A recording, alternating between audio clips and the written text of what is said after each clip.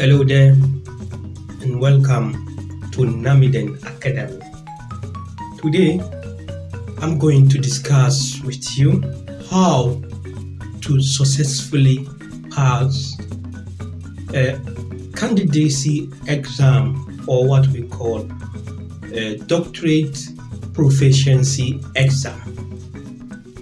So what is candidacy examination in the doctorate level?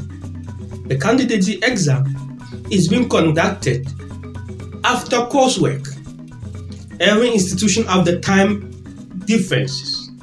So the student will sit in an exam, and then after passing those exams, the person can then start his his thesis, or let's say thesis proposal.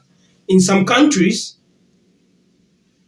the student will sit on two different type of written examination. The first part is a general written examination, and the second part is a specialized, depending on the field the person want to research about. Then the person or area of specialization, you will write the second written exam.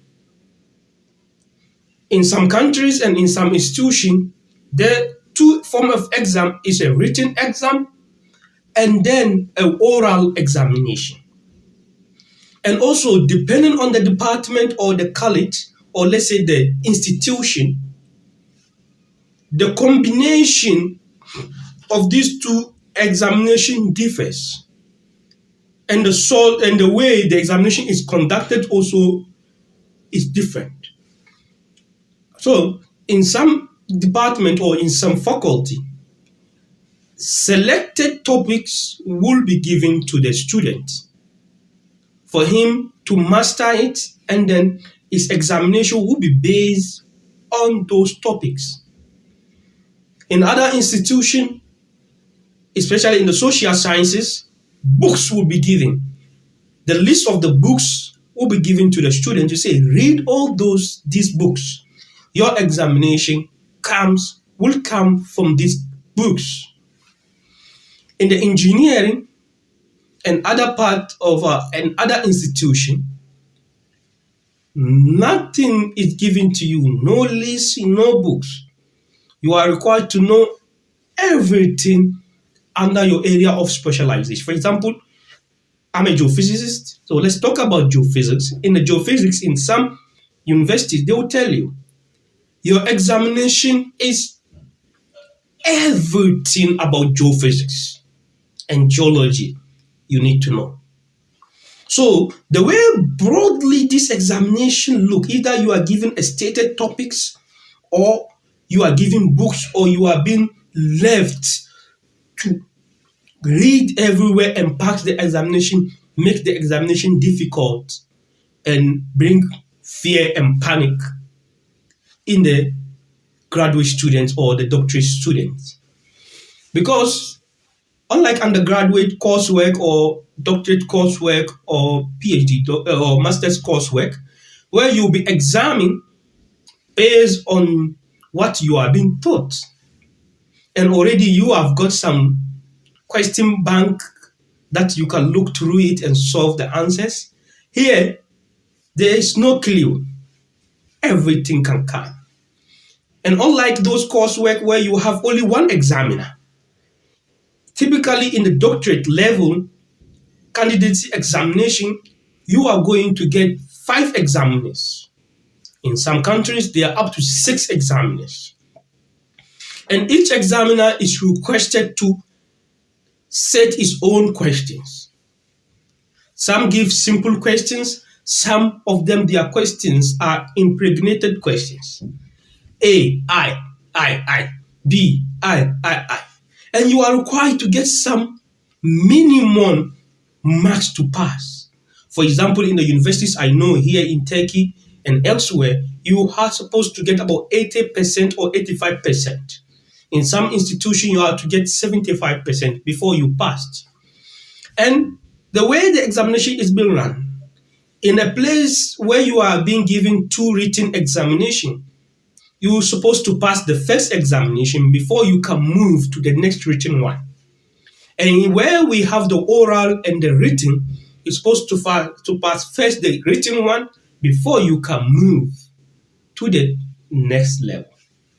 So, with all said, how can you manage and study and write and successfully pass this examination?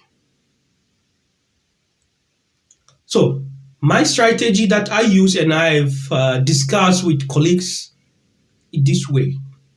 We know in academia, everybody likes to talk much about his area of expertise. Everybody want to talk about his area of expertise and the courses he teach. So let's say you know the list of the examiners, the 5 or 6 or 7 examiners. Take time. They are not coming from your same universities, no.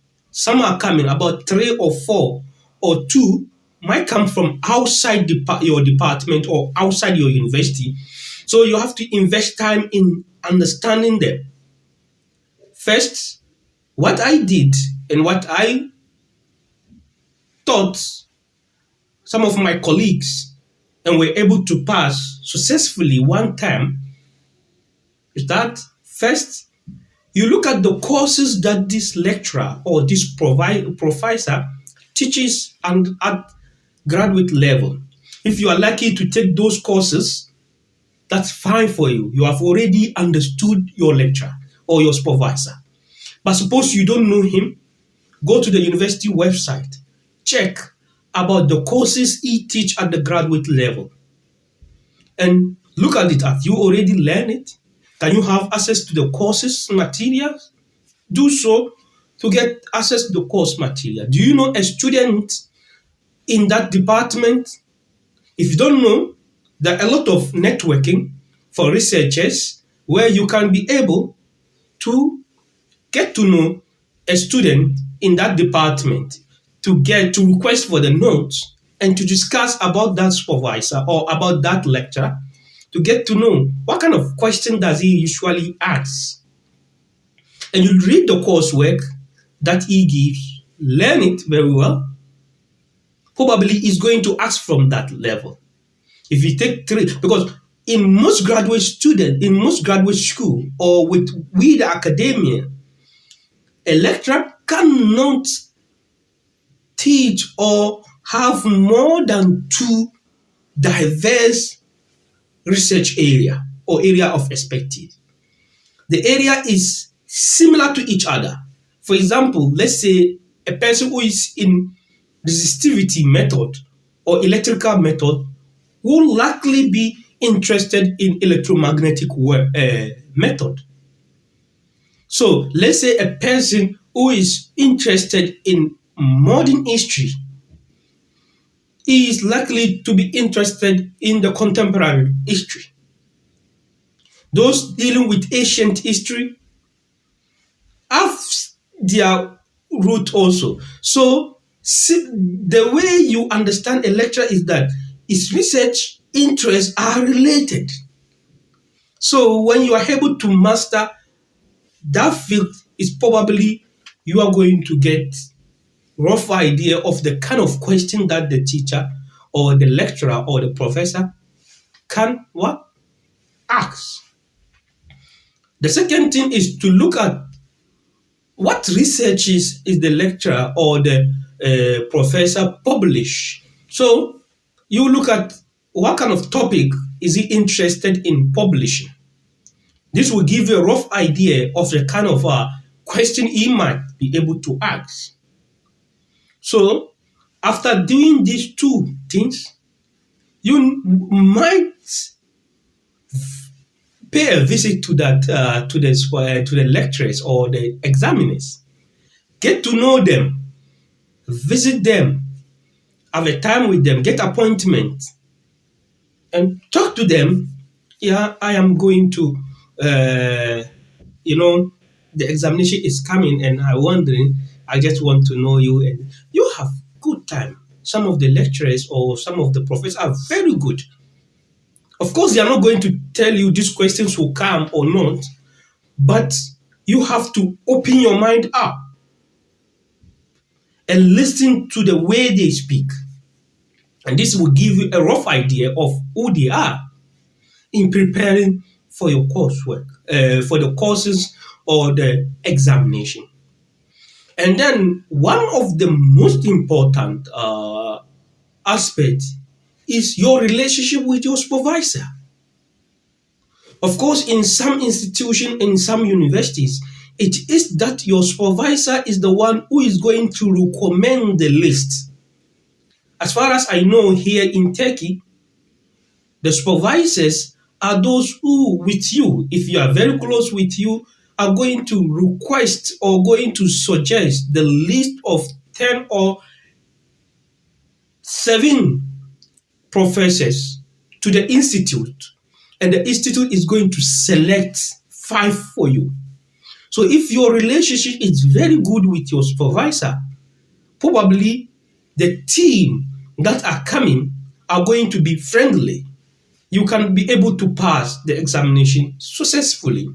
So you can ask your supervisor or your colleague at the institute, at the faculty or the department, in this kind of thing, what are the previous questions? What are the previous trends? If you're lucky, you can get some hints. I can tell you, oh, it's not difficult. You can pass. Everybody pass. If you are in the faculty where you think you see that people don't usually pass at the first level or at the first time, then you have to prepare very well. Even if everybody passed first entrance, you still have to prepare very well. And I have this idea of be in close relation with your colleague and seniors in the graduate school who have already passed the examination. Probably some of them are research assistants in the department or teaching assistants. They have not yet become assistant professors, and they are not much busy. Some of them are still doing their PhD and some are doing postdoctorate. So have a close interaction with them. They will tell you, this professor like this, this is the question he asked me, this professor like this, and they give you hint. Then you will sit and learn. Because of the way examination look like, it look like you might fear. But with this idea, with this strategy, you feel comfortable to sit and learn. And if you are studying in a foreign country and your university has 2 languages of instruction, please, from the onset, look at the rule of how to select a language for examination. Because I've seen some people who have learned using one language of instruction. At the later part, a week or 2 weeks before the examination, the institute informed them that because of the composition of your team or the committee, you cannot use A language of instruction, but rather you are going to use B language of instruction. And this has demoralized those people and makes the examination very difficult for them. Of course, the written examination mostly is being recorded and given to the institute. So for me, I say the written examination is the most important part of the proficiency exam.